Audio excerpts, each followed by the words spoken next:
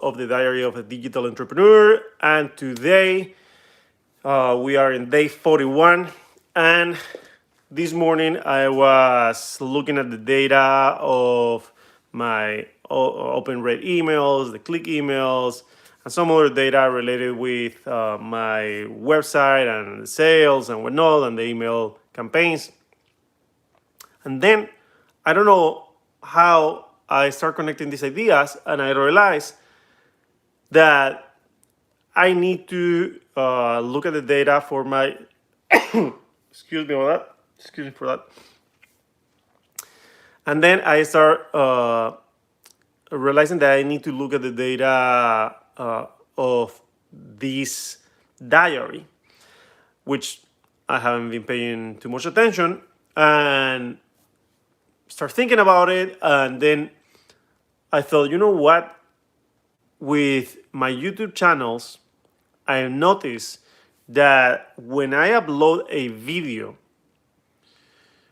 it has more views, more likes, more comments, more engagement than when I do a live stream.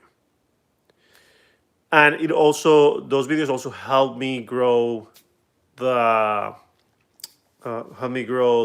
subscribers, while the live streams not as much. So that made me think that I need to do a test where instead of doing live streams, I will record the video of the diary of the day and upload it. But I will do it in the same way, one every day, very raw, just like this, and like I've been doing all of them. And I won't edit them and upload them and leave them like that. But that will allow me to compare data and to see if I do that, let's say 10, 20 days, what is the outcome and the difference? Do those videos have more views than the ones that are live stream? Do they have more likes, more comments? Do I increase the subscribers more than when I just do the live streams? And if so, then I can make a decision. And instead of doing these videos live stream, I can just record them and upload them. Now, you might be wondering, Goose, that's all great. Thank you for telling us, but how does it affect me? Yes, well, the video thing doesn't affect you, but what I'm giving you is an example of the importance of keeping track of your data and data analytics.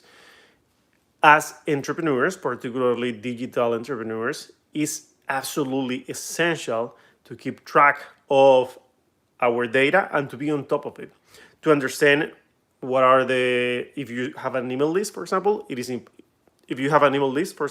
is absolutely essential to understand your open rates, your click rates, your how is your email list growing, or how many unsubscribes you have, how many spam bounces, whatever. Yeah, and sure, open rates might not be as accurate right now because of the changes that Apple made some time ago, but we have to work with what we have, and I still use it as a way to guide myself, because if one day I see like half of the open rates, well, we can suspect that something is happening, even if Apple made some changes, and now the data is not as accurate when it comes to open rates. But that's not the point of this video.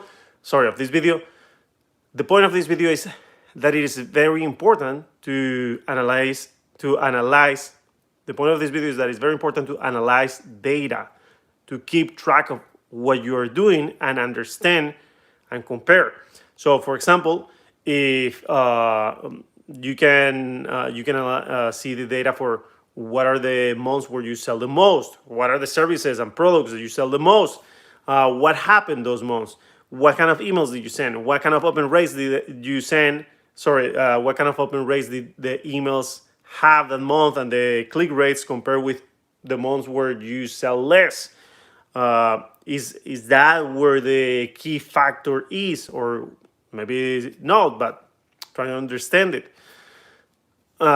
When I do a launch, for example, the landing page where you put your email and subscribe to the launch has I always have a A/B testing. I have two pages. So if let's say 100 people go to the URL of my landing page, the software will send 50 to one page and 50 other people to the other page.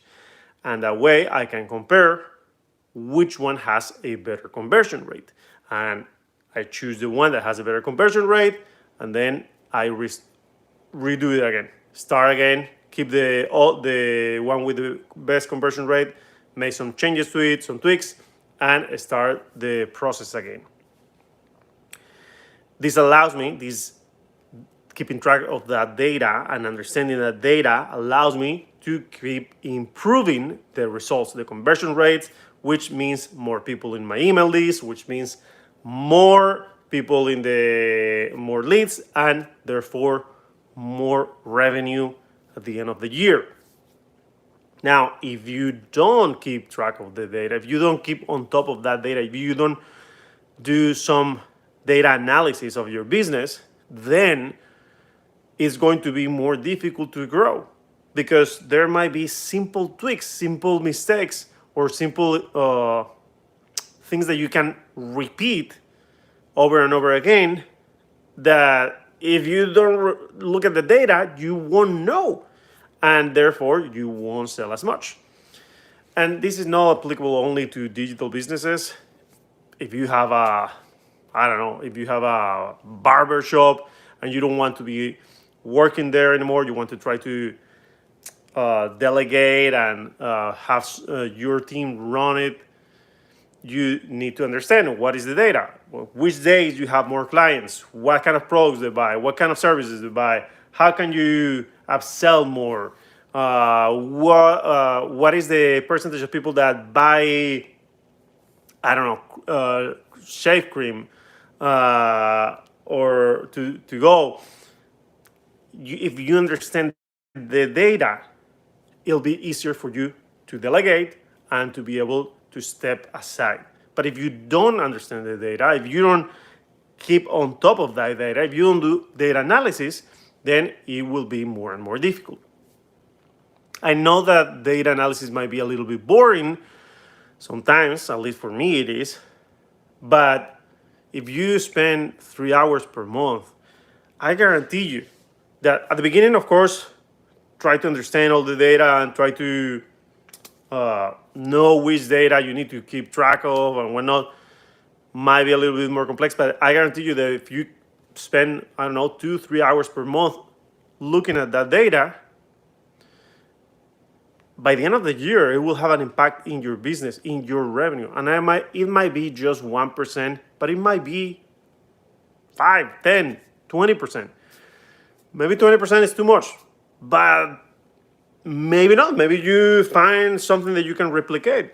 To give you an example, maybe like 2 years ago, I sent this email that was incredibly successful. And I keep repeating that email every 6 months. And the email is still successful. And that email alone represents probably,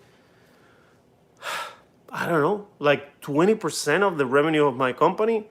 It's not just the email. In reality, that email is just the beginning. People get that email and then they subscribe to something and they go into a funnel and all of that. But because of that email, which of course I could change it and maybe I will have less conversions, but it's not that if I don't send that email, I will lose 20% of the revenue. That's not what it is. I might reduce it and it might be 17 or 14, but that email is incredibly powerful. And the reason why I am using it and reusing it is because I saw the data, I saw how effective it was, and I keep testing other emails to see if I can improve it. I still have not been able to improve that email, or to get something better than that, even though I have already used it probably 5, 6 times, and sometimes with the same people. Anyways, that's what data allows you to do. And that's my recommendation for today. Try to see what data do you have of your company, what data do you need to track, and use it, analyze it, compare it, create other alternatives, create other alternatives to be able to compare what would happen if you do this other way, and see if it improves the results. And do that, and you will have better results by the end of the year. And with that, I'm saying goodbye for now. You know what to do. Like, subscribe, hit that bell, and I'll see you in the next episode, which probably won't be live stream, will be recorded. Bye.